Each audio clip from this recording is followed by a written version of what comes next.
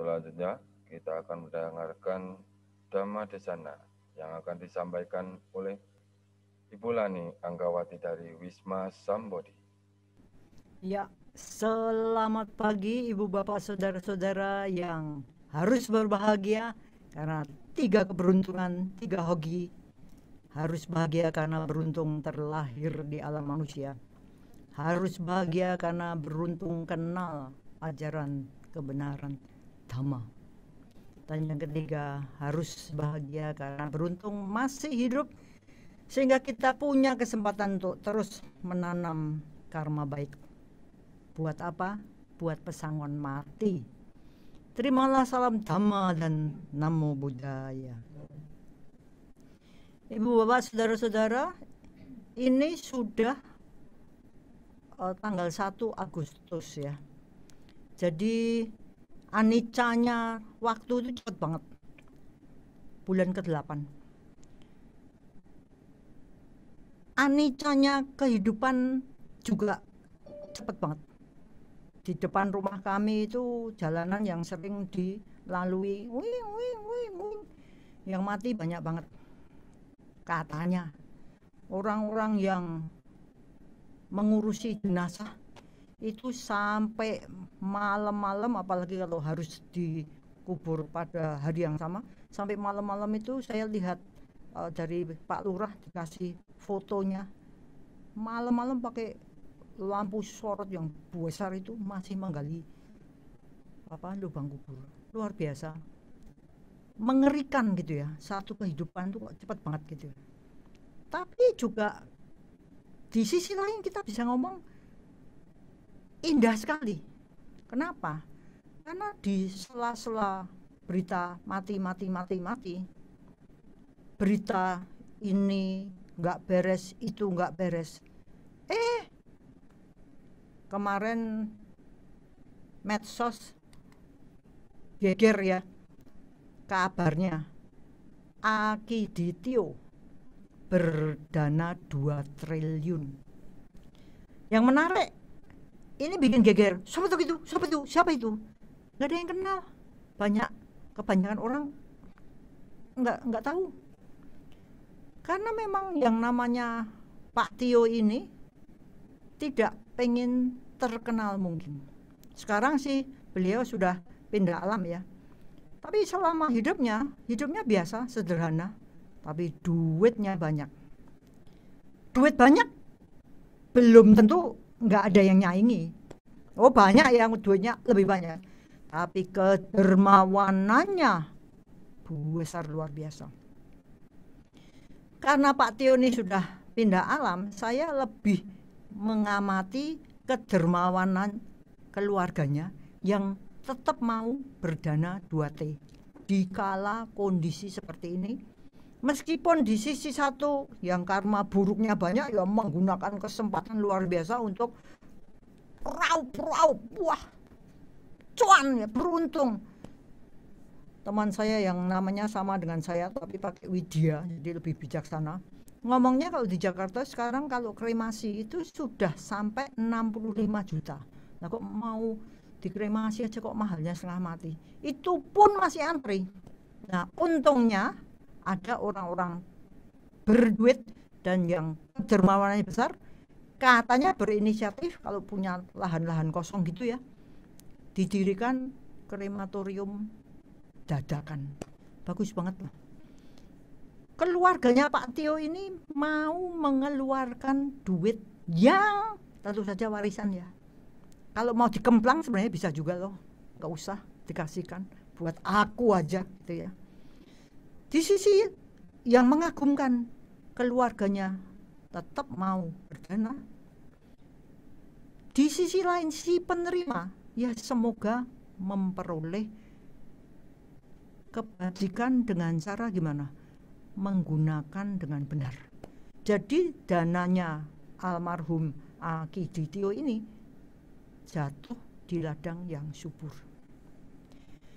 Ibu bapak saudara-saudara, karena saya ini orang usil, saya mau ngebayangkan 2 triliun itu kayak apa. Saya yakin para pemirsa belum tentu sudah bisa ngebayang belum tentu nggak sama seperti saya yang bingung. Makanya sebelum Dhamma di sana saya mikir pakai visual aid ya. Saya pinjem duit gitu ya. Saya pinjem ini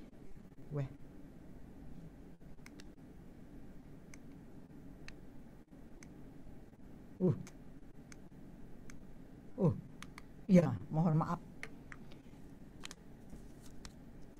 seratusan 10 itu jadi 1 juta ya, 1 juta. Kalau 1 triliun itu 1000 miliar. Sulit ya bayangkan ya. Ya sekarang kita ngomong tentang 1 miliar dulu.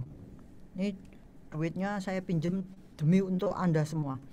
Ini masih ada mereknya lagi ya, dipinjam dari BCA. 10 juta segini nih. Bener ya, 10 juta ya. Mohon maaf, pengetahuan soal duit saya tidak bagus. Saya pinjam dua bundle. Ini kalau 1 juta 1000 kali, 10 juta 100 kali, 100 bundle gini, 1, 2, 3 gini ya. Itu kalau dibikin 1 miliar, itu kan berarti berapa? 10 jutaan 100 bundle. Sulit ya yang bayangkan ya. Saya 2 bundle aja bingung nih. 1, 2, 3 100 bundle itu baru dapat 1 miliar. Nah kalau 1 triliun 1 triliun itu berarti 1000 miliar, bener ya? Kalau nolnya 9 gitu ya. Kalau ini ditata, ini segini ini saya tadi hitung ini 6,5 cm, kalau yang sini 15, sekian. Jadi kalau ini ditata gini, untuk dapat 1 triliun itu 6 kilo. Dari Klaten sampai Gondang, sambung menyambung menjadi 1, bisa bayangin ya, duit sampai Gondang 1 triliun. Kalau natanya gini, itu 15 kilo dari Klaten sampai Kalasan. Saya semelengeren juga. Gila ya. Pikiran saya usil juga. Terus berarti punyanya berapa T kan gitu ya. Berapa T? Kalau dia berani keluar 2 triliun, punyanya berapa T? Tapi kemudian saya mikir, enggak usah jauh-jauh lah. Kalau lihat pengalaman kami di Klaten ini, kami juga punya pendana yang namanya Pak Yana. Ini hari ini kita memperingati 100 hari sejak pindahan alamnya. Kalau yang namanya Pak Tio itu jauh di sana. Kalau Pak Yana ini dekat di hati, ya, dekat dalam langkah-langkah dinamika karma baik kita bersama. Itu punya kesamaan, sama-sama low profile. Nah, yang hebat Pak Yana ini karena kenal, saya diceritain kisahnya kalau sejak muda itu memang sudah nyisihkan duit untuk ditabung. Cita-citanya jelas, pengen bangun wihara. Loh, luar biasa toh. Orang kantoran loh, ini bukan pengusaha yang jeng. Bu Yana cerita, ini Bu Yana juga nonton nih kira-kira.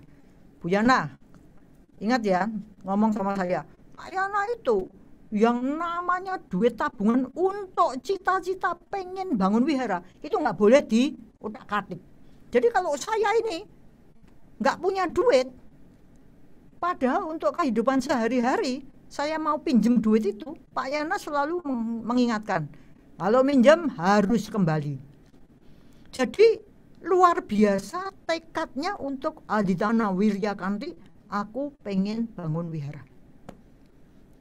Karena kehidupannya itu juga biasa-biasa saja, jadi jangan dibayangkan triliun ya. Maka anaknya gimana? Supaya murah sekolahnya di sekolah negeri aja. Hebat ya. Tapi cita-citanya mahal banget. Nah, hebatnya kehidupan mengarah pada sesuatu yang tak dinyana-nyana. Kena krisis moneter. Duit yang tabungan untuk cita-cita ini didepositukan, bunganya pas waktu itu 67%. Nah, di titik itu kami di Klaten membangun wihara. Jadi bunganya itu dikasihkan sini terus, kita dapat terus pembangunan bisa terus. Yang namanya Pak Yana Bu Yana ini kehidupannya sederhananya tuh luar biasa. Waktu memperingati kawin perak itu berarti apa? Menikah 25 tahun ya. Kalau orang-orang yang kaya-kaya itu kan gebiar ngadakan pesta di mana yang wah duitnya banyak, tapi kan ngejreng gitu ya. Kalau Pak Yana Bu Yana ini enggak. Meringati kawin perak itu sederhana aja. Lan dibiar aja. Irit. Terus gimana daripada duit ini buat pesta yang mahal-mahal gitu, mendingan dipakai untuk beli tanah Damaguna. Wah, ini luar biasa ya. Melawan arus keduniawian. Seperti yang the Buddha katakan, go against the stream. Melawan arus keduniawian. Wah lah kok kawin perak kok enggak dirayakan, wong 17 tahun aja bisa 2 miliar pestanya ya.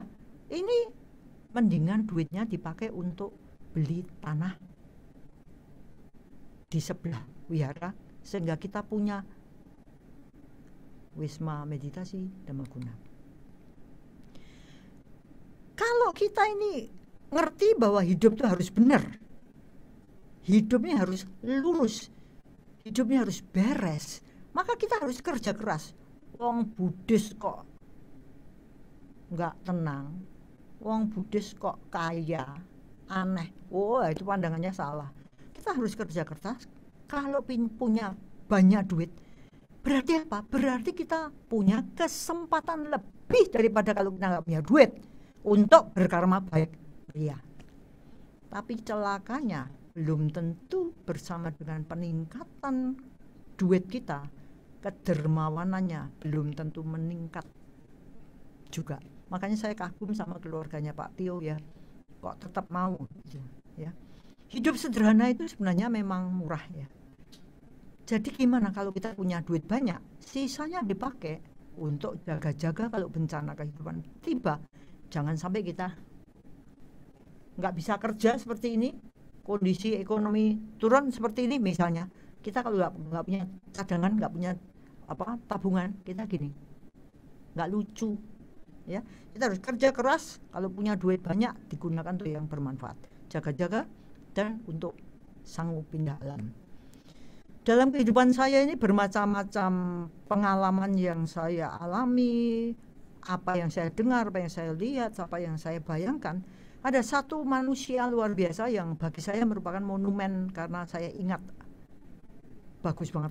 Itu namanya Brigitte Bardot. Bacanya gimana tuh? Brigitte Bardot, kira-kira gitu ya. Itu aktris Prancis bom seks. Wah, gitu ya. Bom seks pokoknya. Film-filmnya tuh semuanya jual. Tapi pada satu titik yang namanya bom seks ini merasa ini salah aku. Aku hidupku ini tidak benar. Akhirnya dia pindah aliran menjadi pecinta binatang, menjadi Greenpeace itu ya, berjuang untuk melestarikan alam. Dan yang menarik adalah dia mengatakan satu cita-citanya, semoga ketika aku mati nanti duitku tidak begitu banyak lagi. Berarti apa? Dipakai untuk hal-hal yang bermanfaat. Luar biasa ya. Maka kalau kita ini kebetulan pas hidup sebagai manusia, mari kita hidup itu melawan arus duniawi. Di luar sana itu sebagian besar orang itu tuh masuk ke dalam arus duniawi dan hanyut tidak keruan.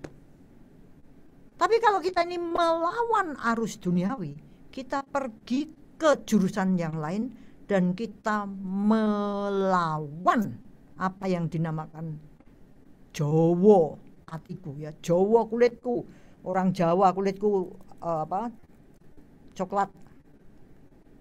Coklat ya, bener ya. Tapi orang Jawa hatiku enggak Jawa. Oh betul Pak, teman saya ngomong gitu. Jawa ngujo hawa nafsu. Kita tuh tidak boleh mengumbar hawa nafsu. Kenapa? Begitu kita ngumbar hawa nafsu, kecil aja deh, dicaplok LDM, udah kubet seperti bola salju. Habis kita. Habis.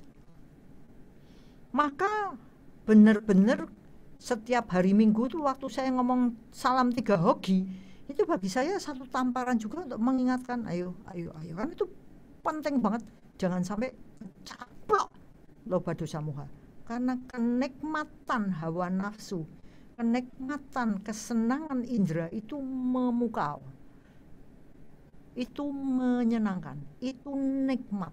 Makanya kebanyakan orang ke sana karena mereka tidak mengerti bahwa mereka hanyut di dalam asalnya, penyebabnya penderitaan yang besar. Maka kalau kita baca Tripitaka, itu dalam banyak khotbah Buddha berulang kali menyebutkan hal-hal yang penting, hal-hal yang harus kita ingat dari waktu ke waktu. Ada 3 yang saya catat di situ adalah apa? Perhatian, sati. Makanya anjing kita namanya sati. Kita harus hati-hati. Perhatian itu dari kata hati ya, hati kalau bahasa Jawa. Kita harus hati-hati. Kita harus sadar. Dan kita harus waspada. Kita ini kalau nggak waspada, caplok cepat sekali. Jalan kehidupan kita, kalau kita nggak hati-hati, nggak sadar, nggak waspada, pastilah salah arah, pastilah salah jalan, pastilah tersesat. Salah satu pengalaman saya yang tidak akan saya lupakan karena itu konyol banget ya, itu adalah tersesat di Taman Anggrek. Ya, waktu itu saya pergi dengan Pak Yana Buyana pulang ke Jakarta. Saya sama Wena ikut mau pergi ke rumahnya kakaknya Wena. Rumahnya mana? Pokoknya Taman Anggrek. Nanti kalau dari Taman Anggrek saya tahu ke rumahnya Mena itu. Bener lah. Oh, Taman Anggrek tahu. Dia rumahnya ada di Tangerang kalau nggak salah gitu. Jadi nggak begitu apal dengan jalan-jalan di Jakarta. Nah itu Taman Anggrek udah kelihatan itu mobil ini. Terus loh pak yang situ jalannya, kita belok sana. Waduh, ini saya salah ambil jalan. Jadi harusnya ngambil yang bawah sehingga belok ke Taman Anggrek langsung ke rumahnya Mena. Ini enggak, ini jalan tol. Loh. Perasaan saya waktu itu Taman Anggrek di sana. Itu persis saya pelengkan di sini. Inilah kalau orang tersesat. Kelihatannya sudah dekat gitu loh, tapi kita belok. Dan yang menarik, karena itu saya jadikan pedoman ya, yang menarik kenapa? Karena ada pengalaman ini belok gini, terus saja, gimana caranya ke sana? Nggak bisa, terus saja putar, nggak bisa ketemu lagi. Gila nggak? Itu waktu itu saya tiba-tiba ini loh, kalau kita pegang dhamma, merucut, kita salah langkah, ketaplok sama loba dosa moha, kelihatannya kecil, enggak loh. Akhirnya yang terjadi apa? Kita telepon sama kakaknya Wena. Weh, iki aku ketok tapi nggak bisa ketemu Taman Anggrek, tadi salah jalan. Lah kamu di mana? Waduh, di mana Pak? Nggak tahu saya. Coba bayangin. Sudah lihat Taman Anggrek besarnya segitu. Loh. Dan tidak ketemu lagi. Akhirnya dijemput. Serem enggak? Itu loh, kelihatannya dekat, tapi kena sesuatu salah jalan, blek. Begitu juga kalau kita naik pesawat, melenceng 1 derajat aja, jangan diomong, cuman 1 derajat. Saya cuman melenceng sedikit, mau ke negara aman, kita bisa landingnya di arena perang. Jadi jangan dianggap bahwa kalau kita ini melenceng sedikit, Allah cuman sedikit ya, Allah cuman ambiar. Seperti nyontek itu kan, kalau kita murid pertamanya kan cuman sprek. Lama-lama kan kita punya keberanian, kita punya nafsu untuk dapat nilai bagus, sudah tidak ngeributin caranya, tidak ngerebutin kejujurannya, integritasnya dihancurkan. Seperti itu kalau kita mau membawa diri ke penderitaan. Tapi ibu bapak saudara-saudara, celakanya kalau kita lihat sekeliling dalam kehidupan kita ini, iming-iming kenikmatan indera itu sangat kuat. Dan itu dijadikan, apalagi ada medsos ya, itu dijadikan seperti viral. Jadi kalau kita nggak ikut, rasanya kok kuno gitu ya, nggak keren gitu ya, ketinggalan zaman gitu. Oleh sebab itu ibu bapak saudara-saudara, beruntunglah kita yang bisa punya kekuatan tadi ya, sadar, hati-hati jika kita sadar dan waspada, sehingga menimbulkan, membangkitkan kekuatan untuk kita mengatakan, aku mau membawa diri ke arah yang benar. Dan sungguh-sungguh kita beruntung kalau kita ini bisa hidup di tempat yang sesuai. Karena kalau kita ini hidupnya di tempat yang arusnya ke dunia besar sekali, kita biasanya katut hanyut. Tapi kalau kita hidup di tempat yang sesuai, di mana manusianya mungkin cuma kecil, lingkupnya mungkin kecil, tapi manusianya itu erat mempertahankan pengekangan diri, maka selamatlah kita tidak hanyut di dalam arusnya kenikmatan indera.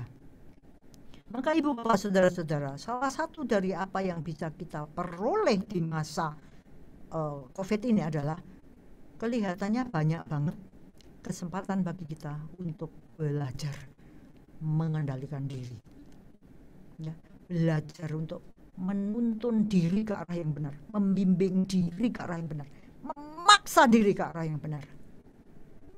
Itulah berkah utama. Saya janjikan minggu lalu, minggu ini kita akan punya pembicara yang handal, yang namanya Adianto S.com MPD. Tapi ternyata dia tidak pede, jadinya tidak berani buka wajah ya. Tetap cuman suara doang ya, tapi ya maklum lah, dia orangnya tidak seelok saya sih, jadi ya kita beri maaf aja ya.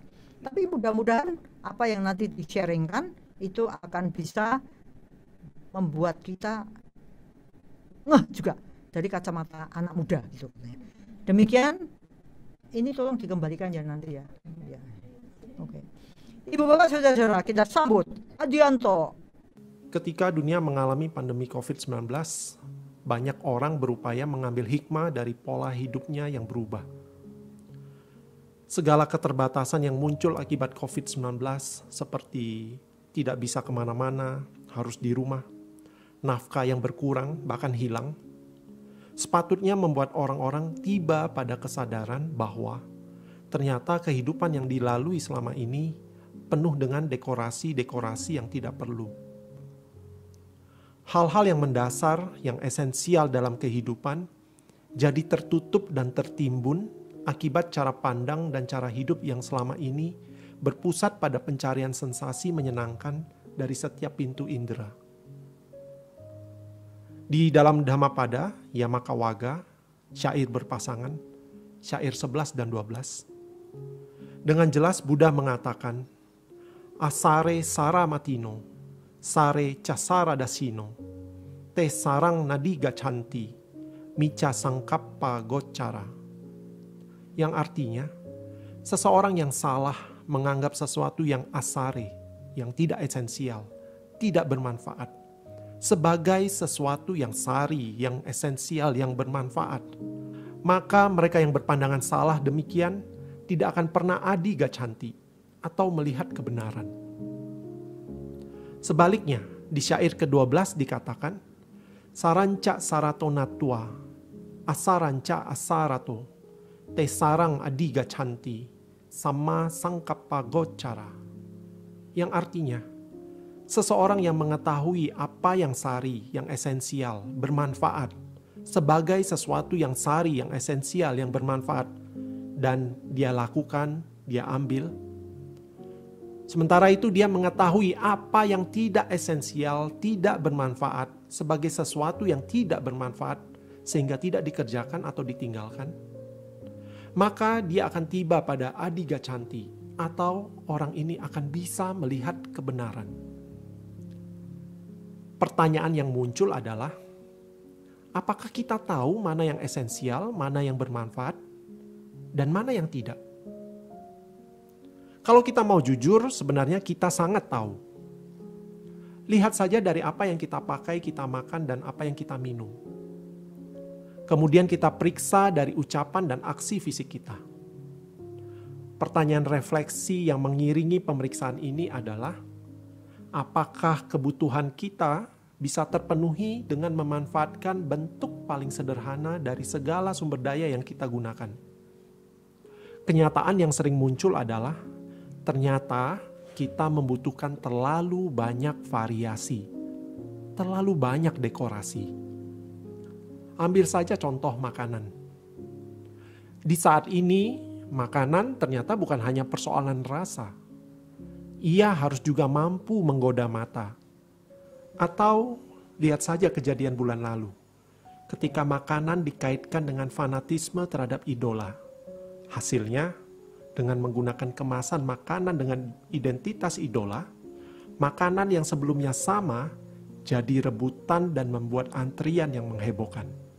Akibatnya, bisa jadi bentuknya meriah, membangkitkan selera, tetapi rasanya ternyata biasa saja. Cara makan pun jadi sorotan. Telur ceplok yang biasanya kita santap dengan lahap di warung dengan harga mahasiswa, dengan segera harganya bisa berlipat-lipat ketika disajikan di restoran dengan aturan makan pakai pisau dan garpu. Muncul pertanyaan, mengapa ada orang-orang yang selalu mencari variasi yang berujung pada pencarian sensasi menyenangkan? Jawaban singkatnya, karena mereka bosan dan selalu ingin mencari sensasi yang menyenangkan. Ketika bosan muncul, orang yang dengan daya tahan rendah untuk menunggu bosan hilang, dia tidak sabar, tidak kanti untuk menunggu bosannya hilang. Maka orang-orang ini segera mencari variasi baru untuk menikmati sensasi menyenangkan yang lain. Padahal persis dengan gelembung air di musim hujan, begitu terbentuk, tak lama kemudian akan hilang. Demikian juga dengan bosan. Bila saja kita punya sedikit daya tahan untuk diam mengamati, maka bosan akan hilang. Pencarian kita terhadap sensasi yang menyenangkan semakin menjadi-jadi ketika kita memiliki kecerdasan dan kemampuan. Kebutuhan dasar manusia saat ini, seperti tempat tinggal dan makanan, kalau kita mau jujur mengakui, sebenarnya jadi lebih banyak aspek dekoratif yang tidak perlu, tidak bermanfaat, ketimbang aspek esensialnya. Kembali contoh makanan. Nasi goreng seharga 12.000 bisa jadi 50.000 kalau penyajiannya diubah menjadi seperti ini. Makanan yang esensinya sama dibayar lebih oleh orang-orang yang mencari sensasi selain cita rasa. Bapak, Ibu, dan saudara-saudari seperjuangan, mungkin ada yang bertanya, memangnya tidak boleh menikmati lebih dari yang sudah ada? Makanan yang disajikan lebih menarik tentu saja akan menggugah selera, kan? Rumah yang lebih besar dan penuh hiasan akan memberikan kelegaan dan suasana menyenangkan, bukan? Pakaian yang lebih banyak akan jadi lebih mudah untuk menyesuaikan diri dengan acara-acara yang akan dihadiri, kan? Jawabannya bukan boleh atau tidak. Tetapi mari kita balik bertanya, apakah bermanfaat atau tidak? Yang perlu diwaspadai bila kita tidak meletakkan dasar hidup kita pada hal-hal yang bermanfaat, yang esensial adalah kita kehilangan kemampuan menikmati apa yang esensial. Dan ujungnya adalah kita kehilangan kemampuan melihat kebenaran. Kebenaran bahwa sesungguhnya kita makan bukan untuk kesenangan lidah, melainkan untuk menjaga kelangsungan hidup agar tubuh ini tidak cepat melapuk, agar tubuh ini mendapatkan energi sehingga bisa kita gunakan untuk melakukan kebajikan. Saat kita terbiasa makan dengan ala fine dining yang harus disajikan dengan tata aturan tertentu, jangan-jangan kita jadi tidak bisa menikmati nasi dengan tumis kangkung plus sepotong tempe. Saat kita terbiasa hidup di rumah mewah dengan segala dekorasi dan kenyamanan, jangan-jangan kita panik sewaktu hanya bisa berdiam diri di ranjang ukuran 120 x 200 cm di satu ruangan karena sakit. Saat kita terbiasa memburu model-model pakaian terkini, jangan-jangan kita lupa bahwa sesungguhnya di lemari pakaian masih ada pakaian-pakaian yang sama sekali belum pernah kita pakai. Bila kita mau mengambil waktu untuk merenung dan mengamati bahwa kita berada di lingkungan yang kebutuhan-kebutuhannya sengaja diciptakan, istilah kerennya consumption engineering, maka kita akan lihat dengan jelas bahwa kita diarahkan untuk memiliki hal-hal yang sebenarnya tidak kita butuhkan agar kita terus membayar lebih dari yang sebelumnya. Hal-hal yang sudah ada dan sudah memenuhi kebutuhan kita sengaja dirancang ulang dengan dekorasi-dekorasi baru dan dipublikasi sedemikian rupa sehingga kita berpikir bahwa kita butuh semua itu. Setiap orang yang punya nafsu keinginan dan tidak bisa menikmati serta mensyukuri hal-hal yang esensial, maka dia akan terjebak dalam pemuasan nafsu yang akhirnya berujung pada ketidakpuasan, berakhir pada kekecewaan. Sebuah film India berjudul Kakak Mutai dengan jelas menunjukkan hal ini. Dua orang kakak beradik yang ada di foto ini, walaupun hidup di perkampungan kumuh, mereka tetap ceria dengan hidup ala kadarnya. Makanan tinggi protein yang sangat mereka nikmati adalah telur burung gagak. Karena saking miskinnya, mereka hanya bisa menikmati protein itu dari telur burung gagak liar yang mereka ambil dengan cara memanjat pohon. Suatu hari bersama teman-temannya mereka ke kota dan melihat sebuah iklan pizza yang megah dengan gambar seloyang pizza yang menggoda.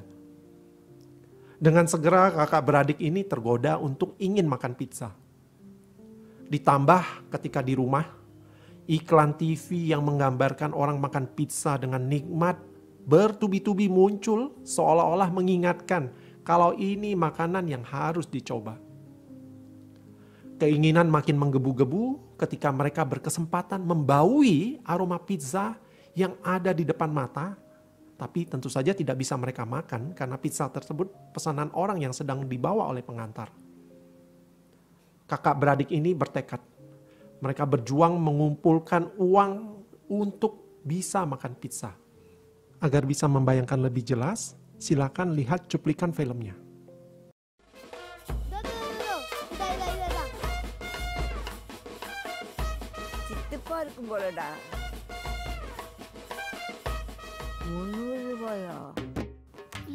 Singkat cerita, setelah melewati beragam persoalan demi untuk bisa masuk ke restoran pizza, akhirnya dua orang kakak beradik ini berada di meja makan restoran, siap untuk menyantap beberapa loyang pizza. Tidak hanya satu loyang, beberapa loyang. Film ini menggambarkan dengan baik akhir dari puncak perjuangan pemenuhan keinginan. Ketika kakak beradik ini menggigit untuk pertama kalinya pizza dalam hidup mereka, ekspresi wajah mereka adalah terkejut. Mereka terkejut dan kecewa. Makanan yang sudah mereka perjuangkan selama ini ternyata rasanya aneh. Tidak enak. Masih jauh lebih enak roti canai buatan nenek mereka. Ironis memang. Tapi jangan-jangan kita juga pernah di situasi yang sama. Demi mengejar kenikmatan sensasi yang tidak esensial, kita korbankan banyak hal. Dan ternyata apa yang kita kejar dan akhirnya kita dapati sama sekali tidak bernilai, tidak bermanfaat. Contoh lain yang sering dikejar orang adalah hiburan. Di akhir tahun 2020, dunia hiburan sempat heboh. Ada sekelompok penggemar boy band memprotes dan menyerukan boikot acara konser yang diadakan oleh satu manajemen artis karena harga tiket yang dijual dianggap terlalu mahal. Mereka yang level fanatiknya sudah akut terhadap artis yang akan konser tersebut merasa keberatan tidak bisa hadir menyaksikan. Seolah-olah hidup tidak ada artinya lagi kalau tidak bisa melihat artis idolanya tampil secara langsung. Protes, boikot. Lucu ya? Bante Yutadamo, seorang biku dari Kanada yang mendalami meditasi mengatakan, hiburan mungkin akan memberikan sensasi menyenangkan. Tetapi bila kita terbiasa mencari sensasi menyenangkan dan melekatinya, pada akhirnya kita akan kecewa. Karena sudah menjadi sifat alaminya. Sensasi apapun ketika muncul, maka segera ia akan lenyap.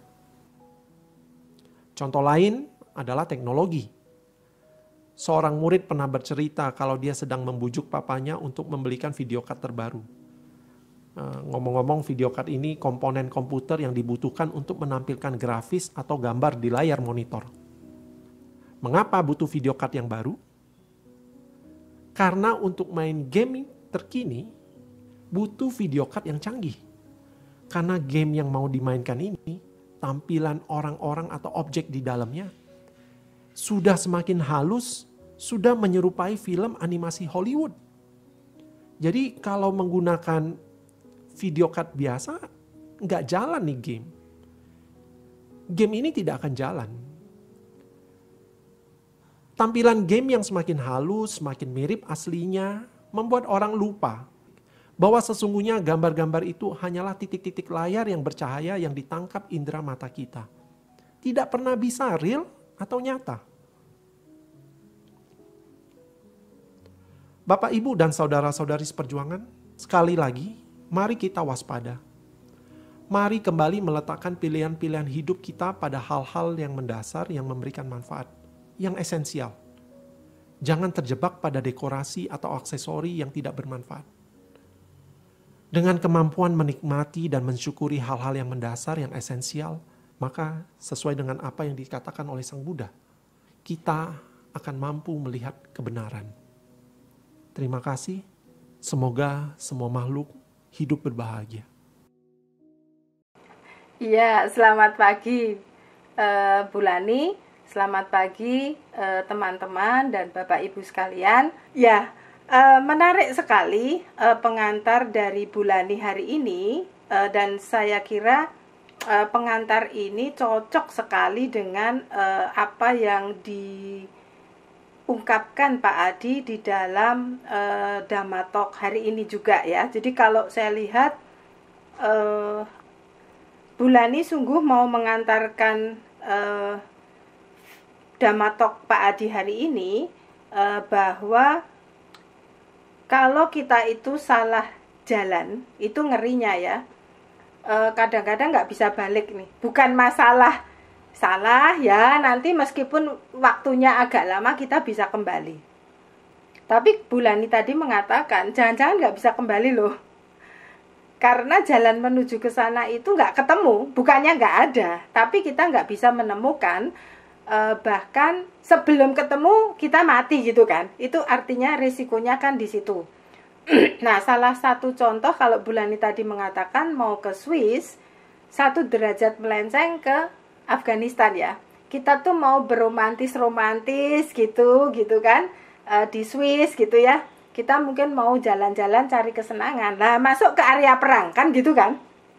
Nah, bisa jadi kita nggak bisa kembali ke Swiss bukan karena pesawatnya nggak bisa balik, tapi kita sudah terkena bom atau kita terkena apapun lalu kita mati di situ. Nah, ini sebuah ilustrasi yang menarik buat saya dan perlu saya ingat terus-menerus bahwa hati-hati dengan salah jalan.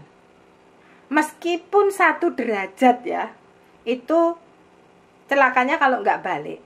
Nah, ini lalu saya kaitkan dengan drama psikologi yang disampaikan oleh Sadhguru.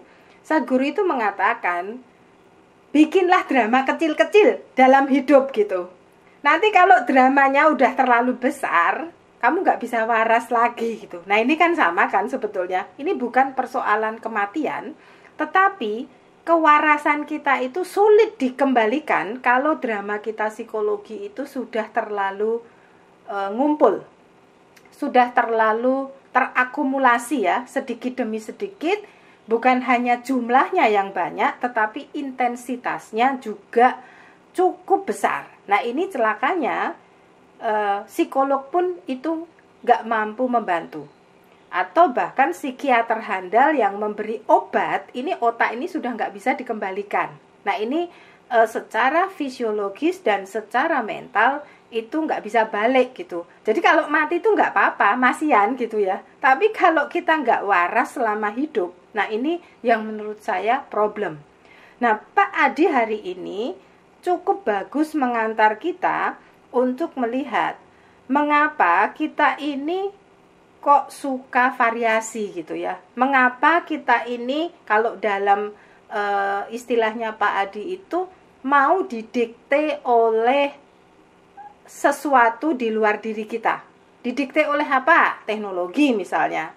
Didikte oleh apa? Para penjual gitu kan. Misal tadi kue yang biasa aja dikasih bunga ya itu di atasnya, harganya jadi 100 kali lipat gitu kan. Ini kalau kita lihat stand up comedian yang selalu bilang kopi harganya 5.000, kafe itu harganya bisa 50.000 gitu. Apalagi kalau kopinya itu coffee tapi masih ada mereknya tertentu, itu harganya bisa 80.000.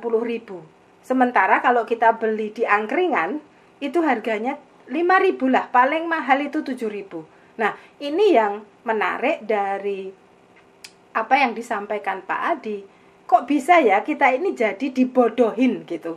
Kita ini sebetulnya dibodohin oleh sesuatu yang ada di luar diri kita, itu yang memang menciptakan kebutuhan. Jadi kebutuhan kita ini diciptakan, bukan lagi kebutuhan untuk bertahan hidup ya. Sebetulnya kita tuh punya kebutuhan alamiah, salah satunya adalah bertahan hidup. Tapi dari apa yang disampaikan Pak Adi, kebutuhan kita itu diubah menjadi keinginan gitu. Nah ini kan ingin. Nah ketika kita ingin, kita itu lama-lama tidak sadar kalau keinginan ini menjadi sebuah kebutuhan baru yang menutupi kebutuhan yang esensial. Nah ini menarik ini dari apa yang disampaikan Pak Adi. Nah kalau Bu Lani dan Pak Adi mengulas dari segi ajaran Buddhism gitu ya, ajaran kebajikan dari value Buddhism, saya akan mencoba mengajak saudara-saudara dan Bapak Ibu sekalian dari sisi psikologi itu seperti apa gitu ya, supaya kita lengkap untuk memahami terjebak ke dalam kenikmatan itu resikonya apa begitu. Pak Adi bisa ke slide saya.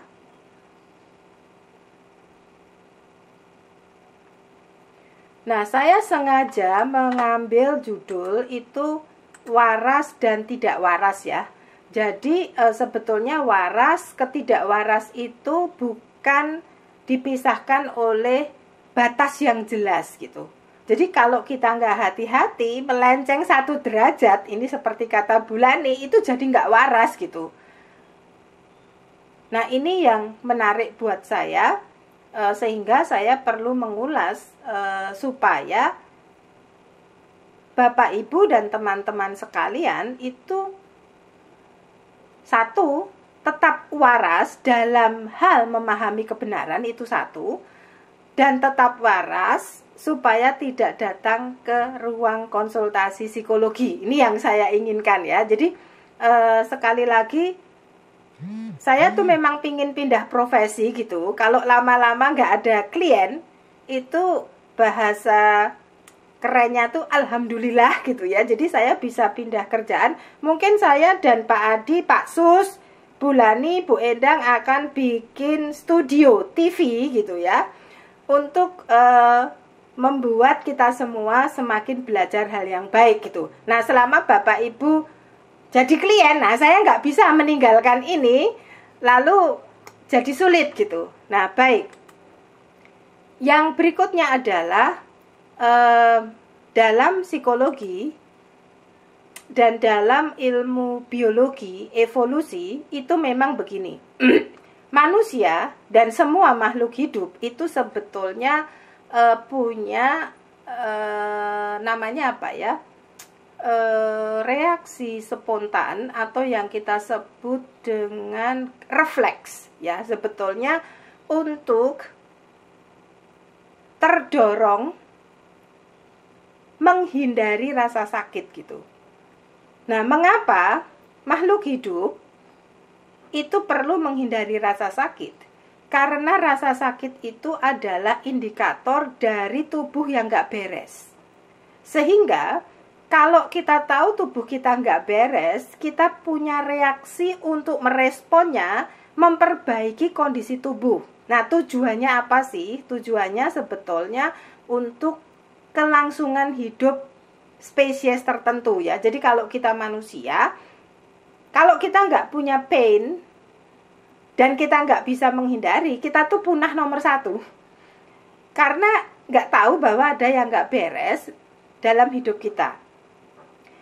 Nah, celakanya gitu ya, celakanya ini tuh kalau pada manusia bukan sekedar menghindari rasa sakit fisik. Ini celakanya. Karena manusia itu, kata Pak Adi tadi di dalam videonya, manusia itu punya kecerdasan gitu. Jadi kita itu punya neokorteks gitu ya, bagian otak yang abu-abu. Itulah kehebatan manusia.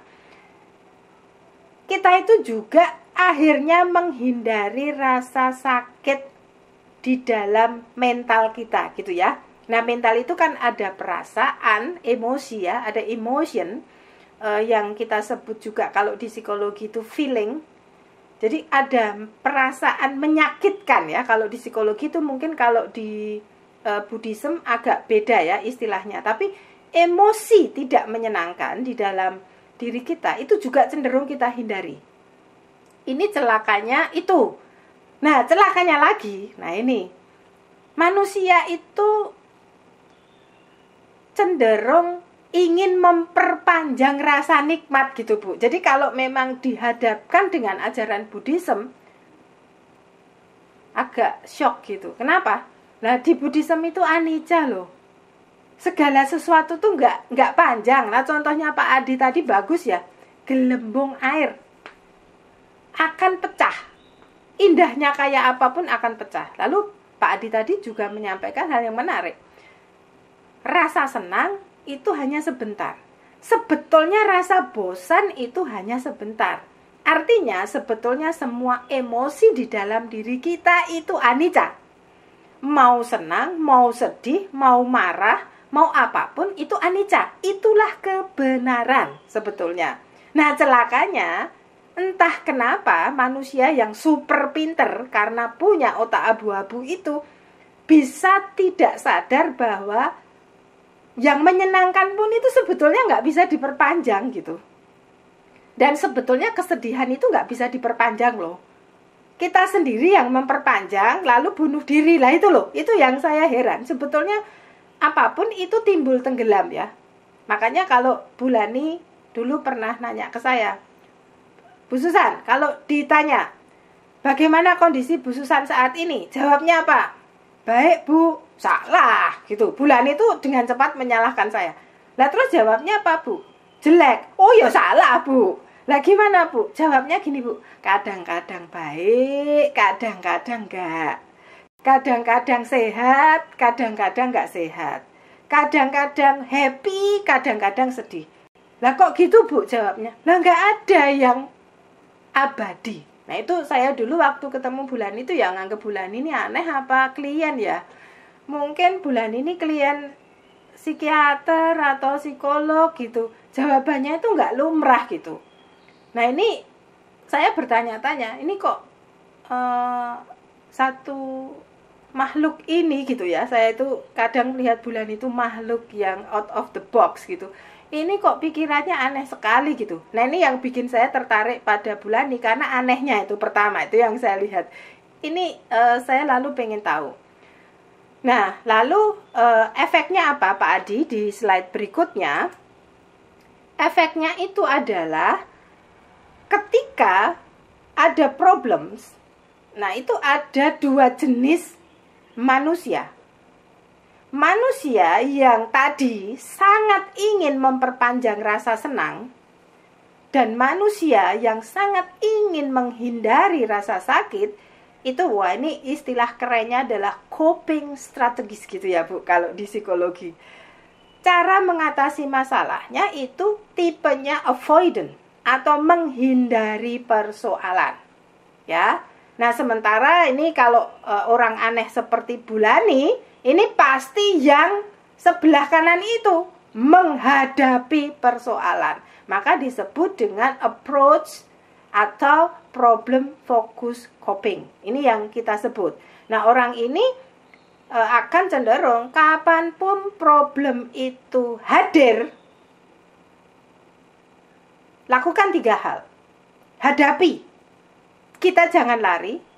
2, berjuang untuk menghadapi itu. Dan yang terakhir, sampai selesai, sampai tuntas. Nah, ini juga yang saya temukan dalam diri Bulani dan Bu Wena, saya kira. Jadi apapun itu kalau nggak sampai tuntas, itu terganggu jiwanya gitu ya. Jadi gangguan jiwanya Bulani dan Bu Wena itu, kalau segala sesuatu itu nggak tuntas. Contoh, waktu memberi laptop saya, ketika laptop saya yang diberi Bulani itu bermasalah, Bulani mengatakan dana yang tidak tuntas itu nggak baik.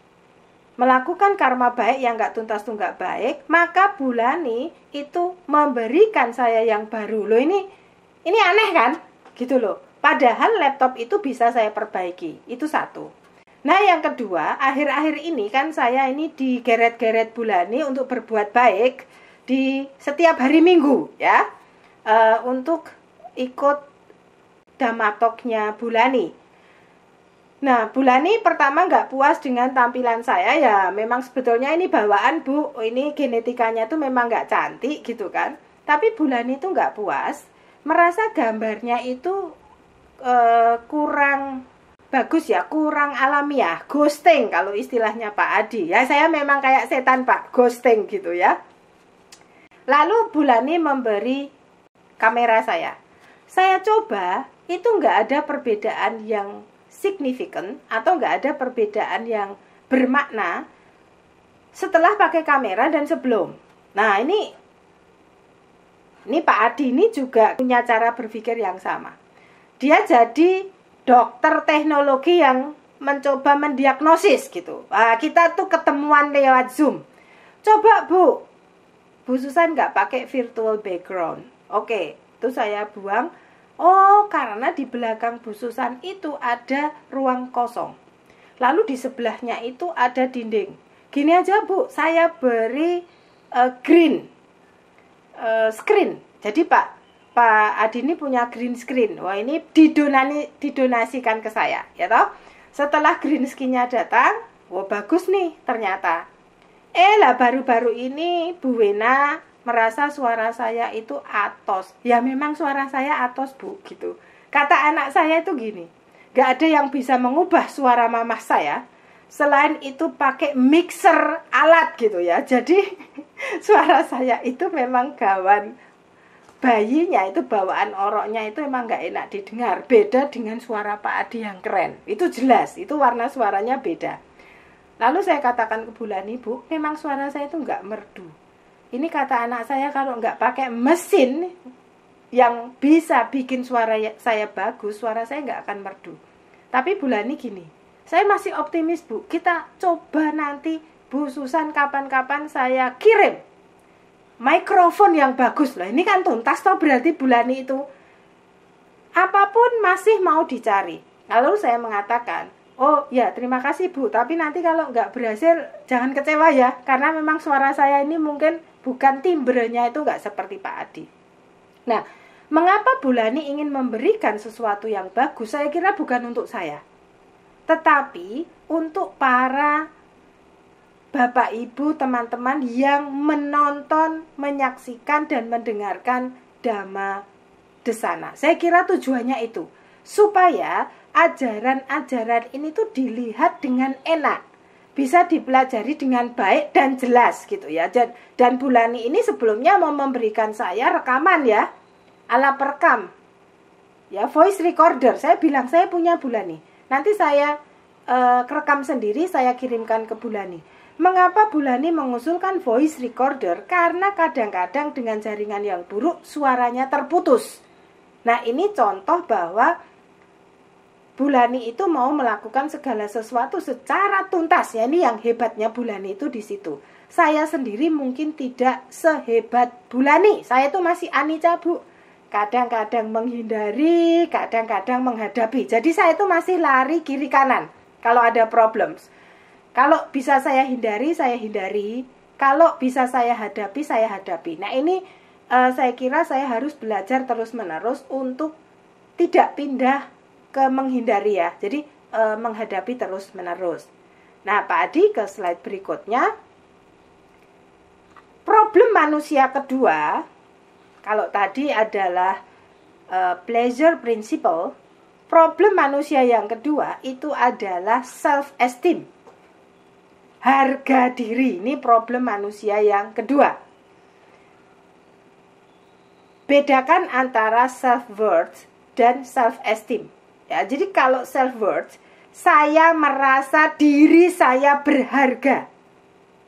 Tetapi kalau self-esteem, itu harga diri. Inilah letak moha. Itu di harga diri, bukan di self-worth. Ya, ini problem kita. Jadi kalau Pak Adi tadi mengatakan, mengapa kita ini terjebak, ingin selalu mencari sensasi, mengapa kita itu tidak bisa mencari dan menikmati yang esensial? Kalau di psikologi itu ada di dua akar ini. Satu, manusia cenderung menghindari rasa sakit. Manusia cenderung memperpanjang rasa nikmat. Dan yang kedua, manusia mau mempertahankan harga dirinya. Itulah yang disebut moha.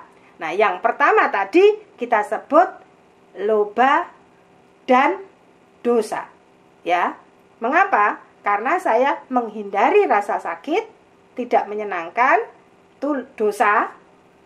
Benci, nggak suka, itu dosa. Lalu saya itu memperpanjang rasa nikmat, itu adalah loba atau keserakahan. Dan yang ketiga, harga diri atau self-esteem, itulah moha. Jadi ini yang mau saya katakan, sebetulnya barat dan timur itu sama, Bu. Istilahnya saja saya kira yang berbeda. Nah, Pak Adi, kalau kita ke slide berikutnya.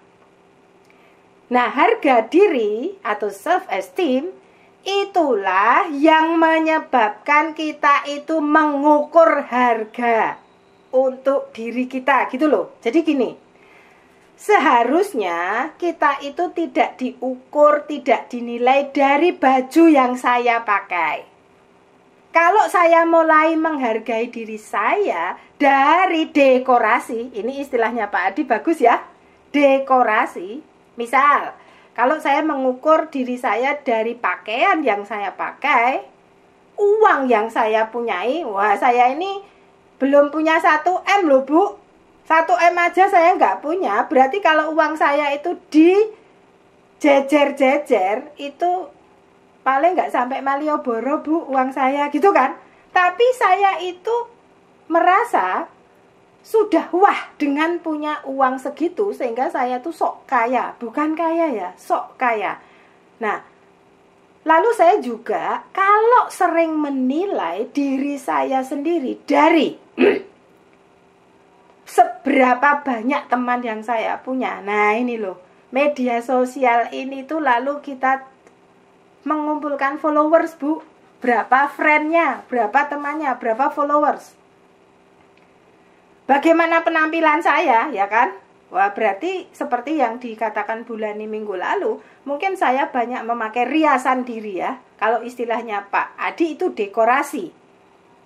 Nah, kita juga sering mengevaluasi diri dari seberapa like. Nah ini Bu, media sosial itu ngeri ya, seberapa jempol itu yang saya dapatkan. Nah, lalu kita juga menilai seberapa tidak mampu diri saya. Sehingga kata Bulani tadi, orang-orang yang tidak pede itu karena menilai dirinya itu dari kemampuan. Menilai dirinya dari saya keren atau tidak keren gitu ya. Jadi kenapa sih saya kok nggak pede? Karena saya nggak keren loh. Lah nggak keren itu terus ngapain gitu kan? Kenapa tuh saya nggak pede? Karena saya punya kelemahan ini, kelemahan itu. Lah itu no problem gitu ya. Setiap orang itu punya kelemahan. Nah ketika orang sudah merasa punya banyak kelemahan lalu nggak pede, itu yang diperjuangkan bukan respect to myself, bukan menghargai diri sendiri, bukan menyayangi diri sendiri, tetapi yang diperjuangkan adalah harga diri atau self esteem. Nah, orang-orang macam inilah, dua orang seperti ini yang mengejar kesenangan dan mempertahankan harga dirilah, itu persis seperti yang dikatakan Pak Adi, suka dekorasi gitu. Ini adalah orang-orang yang paling cocok dijadikan konsumen apapun gitu ya. Jadi Bapak Ibu dan saudara-saudara sekalian, mari kita refleksi, kita lihat diri kita sendiri. Saya punya dua ini enggak? Punya satu aja bermasalah. Kalau kita punya dua-duanya, kitalah kandidat, calon, the best candidate, calon terbaik untuk dieksploitasi, dimanipulasi oleh dunia luar kita, dan istilahnya Bulani, disesatkan sekian derajat. Ini calon utama ya. Nah nanti kalau Bapak Ibu dan teman-teman merasa bahwa saya punya dua hal ini, hati-hati ya. Kita paling mudah tersesat dengan dekorasi.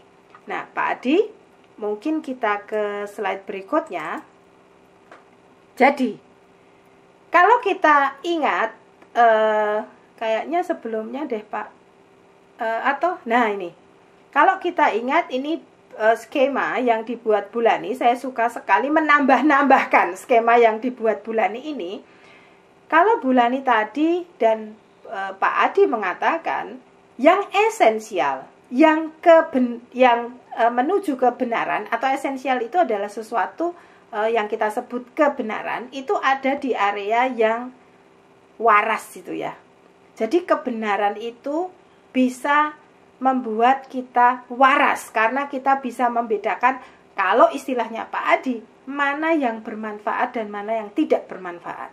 Nah kalau istilahnya Bulani tadi, ada perhatian benar, kita perlu hati-hati ya.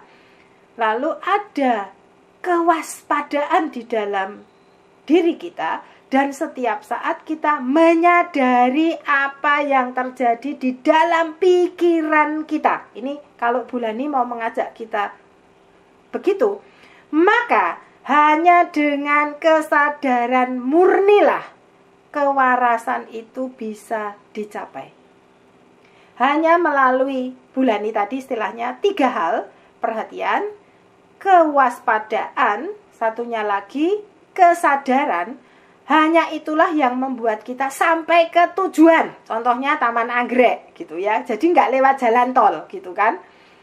Dalam bahasanya Pak Adi, kita bisa mencapai kebenaran atau yang esensial. Dan istilahnya Pak Adi tadi, eleng lan waspodo ya, istilahnya Pak Adi. Jadi semakin kita ke bawah, itu kalau kita ingat beberapa slide saya yang lalu, semakin drama psikologi ya.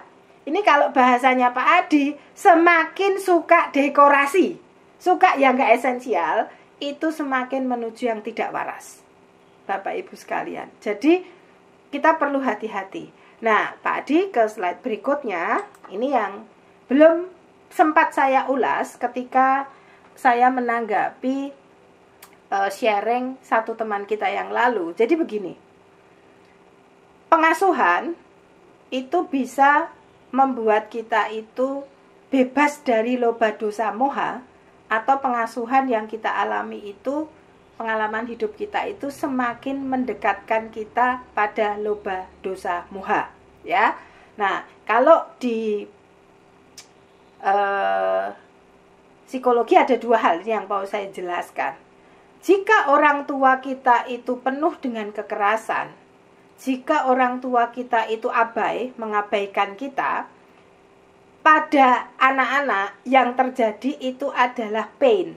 Secara psikologis itu menyakitkan. Nah, karena manusia itu pada dasarnya itu diciptakan untuk menghindari rasa sakit, maka anak-anak itu menciptakan khayalan-khayalan untuk mengusir pain-nya. Nah, jadi Bapak Ibu, kalau ada anak kita bermasalah, yuk refleksi.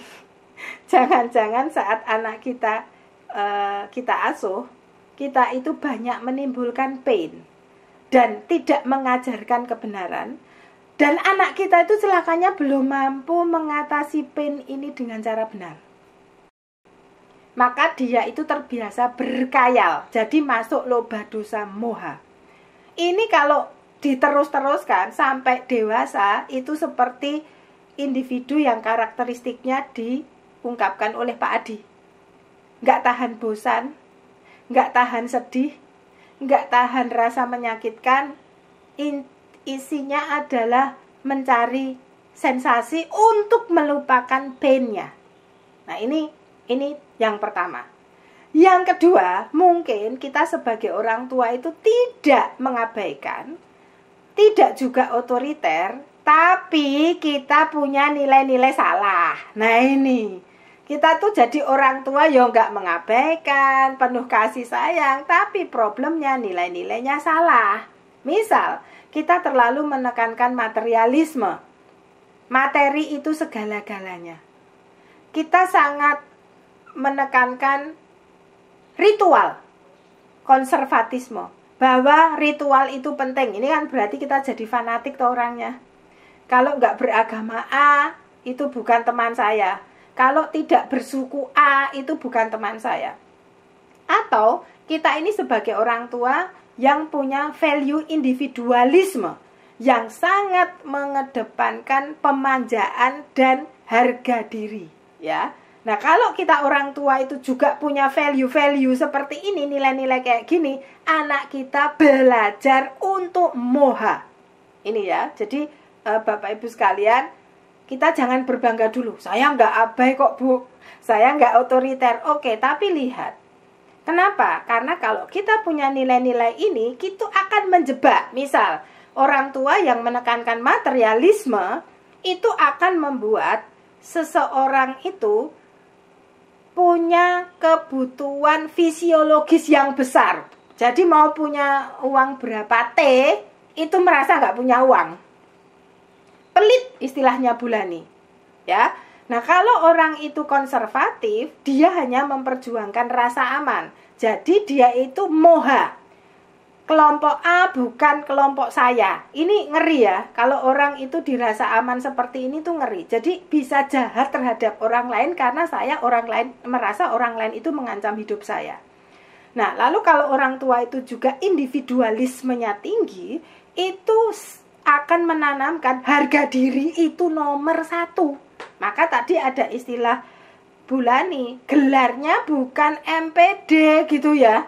Gelarnya M yang tidak pede gitu. Kenapa? Mungkin kita terjebak pada harga diri. Itu yang harus kita perjuangkan terus-menerus. Nah, ini Bapak Ibu sekalian dan saudara-saudara, mari kita cermati. Kalau kita terjebak pada hal ini, maka Pak Adi ke slide berikutnya. Nah, kita termotivasi untuk mengubah kebutuhan esensial, itu kata Pak Adi, menjadi keinginan. Ya, itu gambarnya minum air putih dari keran itu cukup ya. Apalagi kalau kita sudah punya water purifier ya toh. Water purifier itu kan macam-macam, kita bisa bikin sendiri dari ijuk, dari arang, kita nggak harus beli kan sebetulnya. Tapi kenapa kok kita harus minuman yang di sebelahnya itu loh bersoda lah, ada rasa coklatnya lah, apalagi kalau ada mereknya gitu ya. semakin keren mereknya, itu semakin kita merasa butuh minum itu. Nah, itulah inti motivasi dalam ilmu psikologi. Jadi hati-hati dengan motivasi ya. Kok saya lebih senang dengan istilahnya wirya, semangat gitu, bukan termotivasi lah. Kalau termotivasi itu kok kayak kita itu didesain. Kalau Pak Adi tadi mengatakan dirancang. Apa Pak? Consumption engineering istilahnya. Keren ya Pak Adi, itu emang keren loh. Itu kalau saya itu masih muda, belum punya suami, jatuh cinta ini pasti sama Pak Adi gitu. Sayangnya Pak Adi itu nggak mau menampilkan keren wajahnya. Lain kali saya tunggu Pak Adi. Jadi istilahnya Pak Adi itu consumption engineering.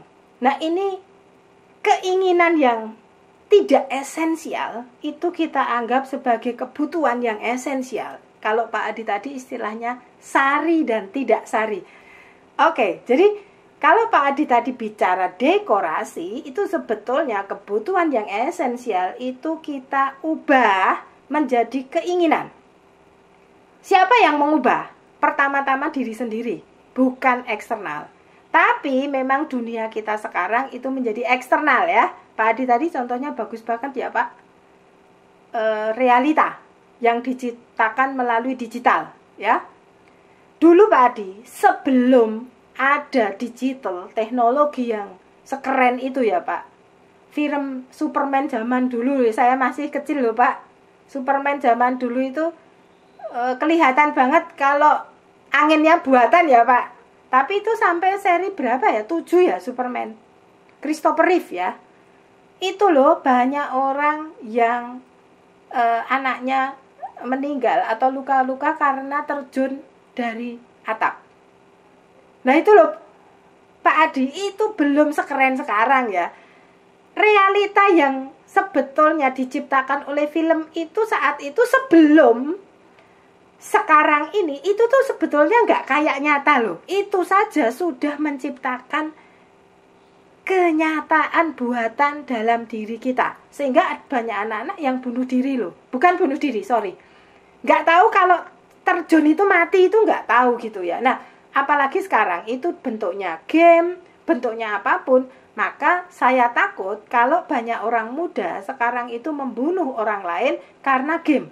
Karena sekarang itu saya bisa Pak Adi mungkin lebih tahu avatar gitu kan. Saya bisa milih avatar saya bisa milih ingin jadi apa di game itu, dan saya membunuh orang betulan di game itu. Nah ini kan bahayanya adalah saya nggak bisa membedakan yang benar dan yang tidak benar. Itu saya atau itu hanyalah realita ciptaan. Nah ini bahayanya, lalu banyak orang tidak bermoral karena bukan tidak mau Bulani, ngerinya tidak sadar kalau itu bukan saya. Itu yang saya sebut tidak waras. Kalau tidak mau masih mending Bu itu waras, sakjane rodok waras. Tinggal diberitahu. Tapi kalau saya nggak tahu itu saya atau bukan, itu ngeri. Orang yang penuh dekorasi ini, kalau di bahasa psikologinya itu selalu pakai cara-cara untuk mempertahankan kayalannya ini Bulani kalau saya sebut. Sehingga kalau Bapak Freud, itu bapak yang keren menurut saya juga, menciptakan istilah mekanisme pertahanan diri. Kita itu untuk mempertahankan harga diri, mempertahankan diri yang sebetulnya bukan saya, gitu kan. Kalau saya melihat dari pakaian saya melihat diri saya dari kepintaran saya, itu sebetulnya saya tidak bisa melihat siapa saya sebenarnya. Itu saya pertahankan pakai rasionalisasi gitu ya. Misal kita melakukan kesalahan, kita tidak minta maaf, tapi kita malah cari alasan banyak untuk membenarkan kesalahan yang kita lakukan. Ini ngeri ya. Proyeksi.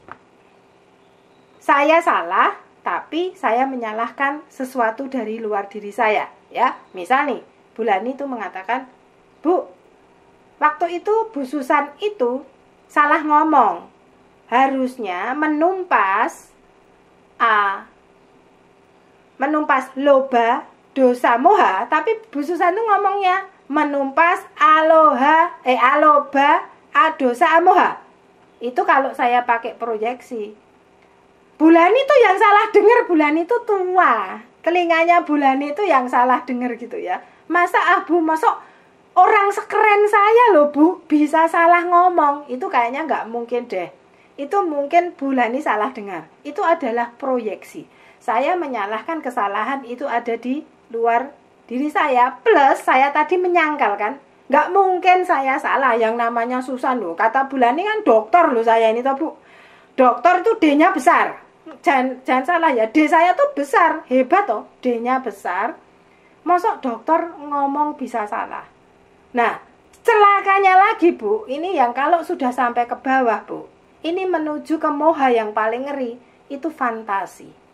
Kalau saya sudah mulai berfantasi, lalu saya tidak bisa membedakan itu nyata atau itu kenyataan yang saya ciptakan. Maka kalau sudah sampai ke fantasi Bu, mau disadarkan bahwa saya rasionalisasi tidak bisa loh Bu. Mau disadarkan bahwa saya proyeksi saya nggak bisa. Mau disadarkan bahwa saya menyangkal itu tidak bisa. Karena saya itu merasa tidak melakukan itu semua. Nah maka pada orang yang sudah gangguan mental berat, itu jadinya adalah halusinasi Bu. Apa yang saya pikirkan sebagai sesuatu yang nyata, sebetulnya tidak nyata, itu bisa seolah-olah saya dengar betul. Dan jangan main-main Bapak Ibu sekalian, otak kita ketika di scan gitu ya, pakai MRI gitu dan pakai perekam gelombang otak.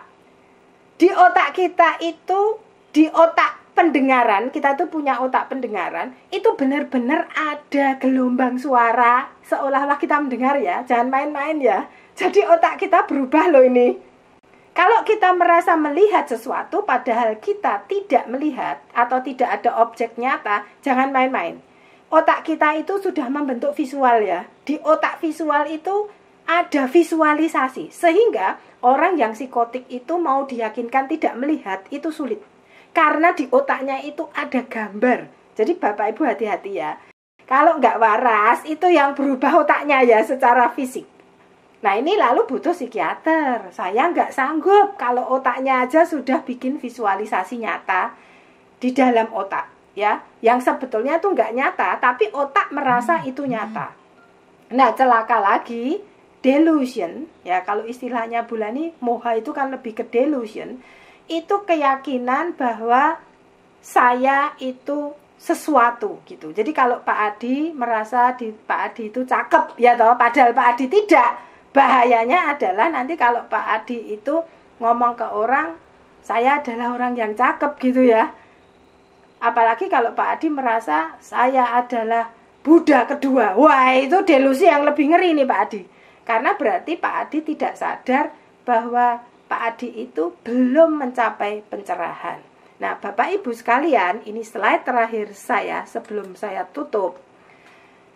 Pak Adi dan Bulani mengajak kita untuk tetap eling dan waspada. Artinya, tetap waras, tetap mampu membedakan yang esensial dan yang tidak esensial, yang sari dan tidak yang bukan sari. Saya hanya mau mengingatkan dari psikologi aja ya Bu, karena itu adalah yang saya pelajari. Hati-hati, ketidakwarasan itu yang awalnya tadi hal kecil-kecil yang saya sebutkan di depan, yang awalnya hanya suka dekorasi, Bapak Ibu, kalau tidak waspada seperti kata Bulani melenceng sekian derajat, itu loh gangguan mentalnya di bawah payung itu loh Bu. Nah kalau yang seperti ini sudah sampai seperti ini, yang panen saya Bu, bukan Bulani gitu. Jadi Bapak Ibu sekalian, mari kita ingat seperti apa yang Pak Adi sampaikan, selalu eling dan waspada. Dan mari kita selalu ingat pesan Bulani, jangan meleset 1 derajat pun supaya kita sampai ke tujuan. Terima kasih Pak Adi, terima kasih Bulani. Semoga semua makhluk berbahagia. Saya kira hari ini merupakan satu hari yang luar biasa karena ada beberapa hal yang bisa kita pelajari bersama, dan sekaligus juga karena hari ini kita akan memberikan limpahan jasa pada Pak Yana yang tadi saya sebut sebagai contoh. Semoga apa yang dikatakan oleh Bu Susan, Pak Adi tadi juga membawa refleksi pada kita bahwa sebenarnya kita ini kadang-kadang waras, kadang-kadang tidak, gitu ya. Jadi jangan merasa bahwa kita ini sudah waras beneran. Karena kalau saya pikir yang namanya waras beneran itu sudah mencapai tingkat arahat. Sudah tidak bingung. Kita ini kan masih di sini bingung, di sana bingung, gitu ya. Jadi mari kita berjuang supaya kita lebih sering warasnya dibandingkan dengan tidak waras, dan nanti kemudian makin lama makin waras sehingga suatu ketika kita bisa mengatakan terbebas Nibbana. Sampai ketemu minggu depan. Selamat berwaras ria dan semoga yang terbaik datang pada kita semua. Sadhu, sadhu, sadhu.